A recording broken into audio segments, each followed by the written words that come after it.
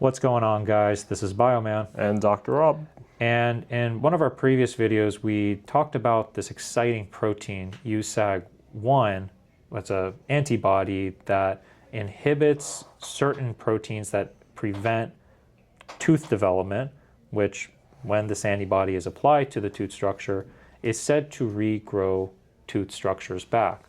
Now, while the Japanese scientists did a good job demonstrating as proof of concept in rodent models some formation of teeth tissue using this protein, I think the press 2 years from now, since this article came out in 2024, is really sensationalizing this protein to go as far to say that it's going to regenerate the entire tooth structure.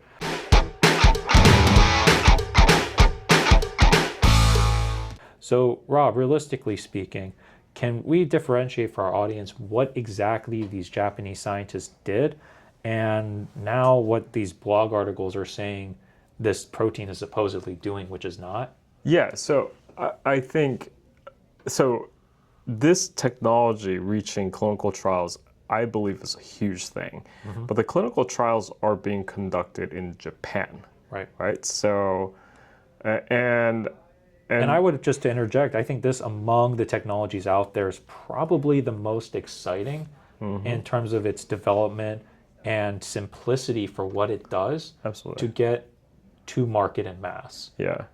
Well, so the thing is, let's take a step back here. So if it's in clinical trials, it's past the in vitro benchtop studies. Mm-hmm. And then like small animal, large animal studies. Yep. And now they're getting to a point of, okay, like we're able to test this in human beings. So that is, I mean, such a huge like progress. Right. In terms of how far they've come, but still, it's still experimental. And to like these posts and press articles are saying that it can be available as early as 2030. And I think that's being like very, very optimistic about this. A little too optimistic, but I would say that compared to some of the other press articles talking about stem cells that have all of these different potency and different like issues with patient derivation, I will say among the biologics that are used for tooth regeneration, these antibody treatments that are highly targeted and specific will probably enter the market the earliest. But to say 2030, this is going to enter the market and show full tooth regeneration, if that ends up being the clinical marker for these trials, yeah, that's definitely not realistic. And that's another thing too, where these blog articles are talking about whole tooth regrowth treatment, but we don't know what the clinical trial is showing as a marker for success to get this to market, and B, what exactly is this antibody treating for patients? Because the USAG-1 antibody and antibodies in general are, again, these very specific proteins that affect, specific genes and different gene mechanisms for parts of tooth growth. Yeah. But teeth growth has a lot more than just, in the case of USAG protein, dentin development. Absolutely. And an antibody treatment alone, yes, while it inhibits pathways, well, just to make sure we understand the function of this antibody, so the antibody is blocking the receptors that inhibit tooth bud development. Yeah. So by adding this antibody on there, hopefully I said that correctly, by having this antibody on there, it's reactivating those essential developmental pathways in the tooth to cause tooth budding to form. No, I said that correctly. I get your point. The thing I'm concerned about is like, okay, so I don't think science has come a long way. Mm-hmm. It absolutely has. Like us understanding how the human body works. 2026, is come tremendous amount. Like we've come such a long way, yet we still don't know that much about the human body at the genetic level.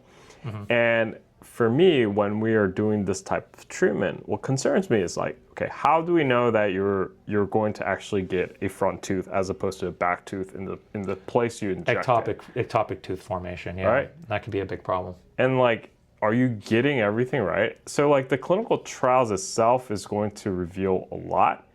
Like, because like what, like you just targeting one gene is not, like, at least from my understanding, is not going to be able to like trigger whether you get a front tooth or back tooth. Correct. Right? So like it's a bit more intricate than just changing one element. Right. And just to make sure our tooth engineers like properly and coherently understands the function of this USAG antibody.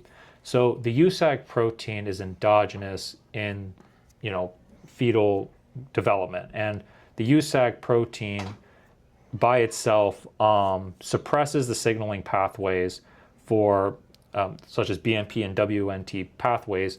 These are just fancy protein words that are essential in dental tissue development. So using an antibody that blocks this protein, we are now activating the BMP and WNT pathways to cause dental growth. So that's the hypothesis and the work done by the Japanese scientists demonstrating that we're reactivating BMP and WNT signaling in the tooth or in the defective tooth area or the void tooth area to refacilitate tooth growth like that in embryonic development. Yeah. So that's what this antibody is set to do. It just takes what's done in embryonic development and reactivates it when you're an adult. Because when you're an adult, you don't want, humans don't regrow their teeth like certain mammals do. So the USAG is said to target these specific pathways that are said to contribute to tooth budding. But these two pathways alone are not enough.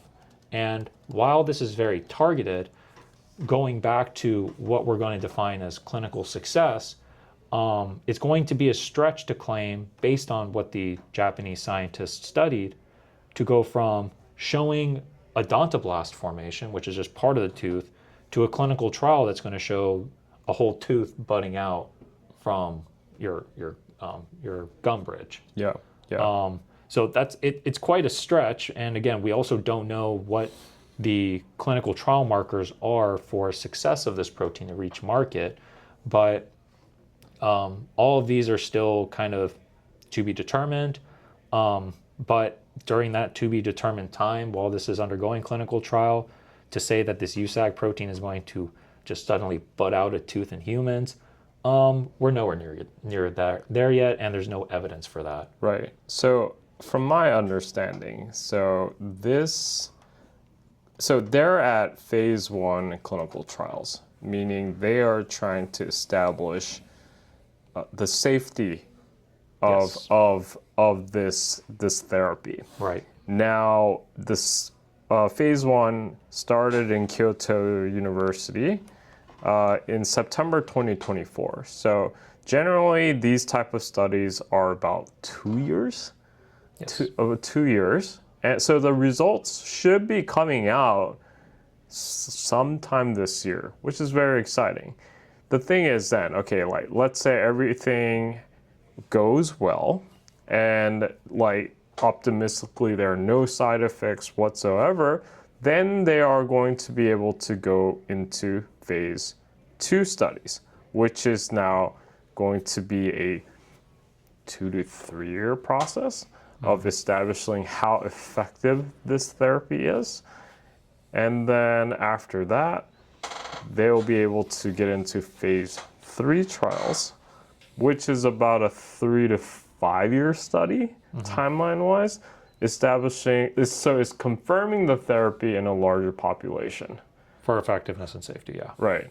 And then after that, after all the data is collected, you go through that regulatory review, get the approval process, and that takes about a year or two, optimistically. Correct. So really, like, let's say so we're already at the 2 year mark, so let's exclude the phase 1. So 3 plus 5 plus 2, 10 more years, Yeah. optimistically. And that's optimistically. So that puts us at 2036. Optimistically. Optimistically, there is like, it's not to say it is like, if everything goes right, Yeah. we will get something on the market in Japan probably 2036. That's correct. So And not this is 20. just Japan too. And Yeah. Japan's regulatory pathway is also very different from the US's. Yeah. So getting this to global scale,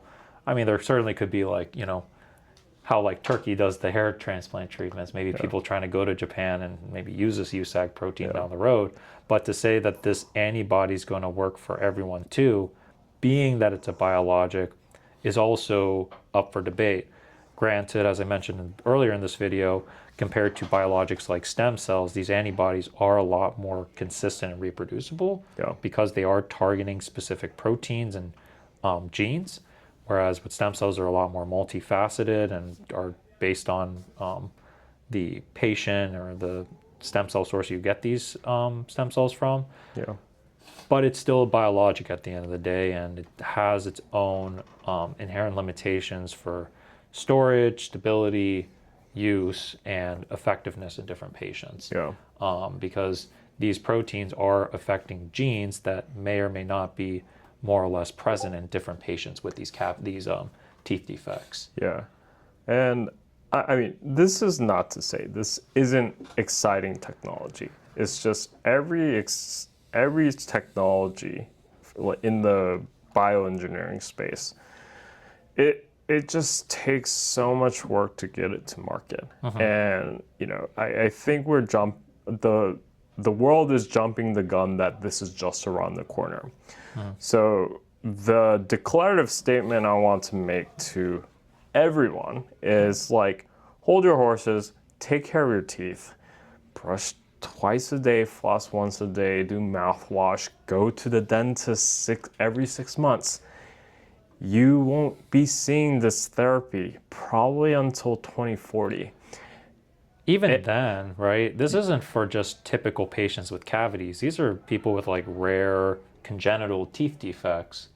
Patients that were born without teeth. That this treatment would probably be more suitable for than, say, someone that got their face knocked off and all their teeth missing. Yeah, and also probably this type of treatment is going to be like insanely expensive. Oh yeah. Out of reach. And like dental, I mean, unfortunately, in the United States, dental insurance absolutely is garbage, right? So Delta Dental and everything is pure garbage. They don't like this is not going to anything. be an over-the-counter thing that's gonna that you can just buy off like CVS. You're going to need to go to a specialist or a dentist that has kind of the right storage techniques to preserve this USAG antibody to administer. And even then, it's like not going to guarantee to work for every single patient. Because it is, again, like I can't emphasize this enough, these biologics, they can work very well for certain patients or not at all for others.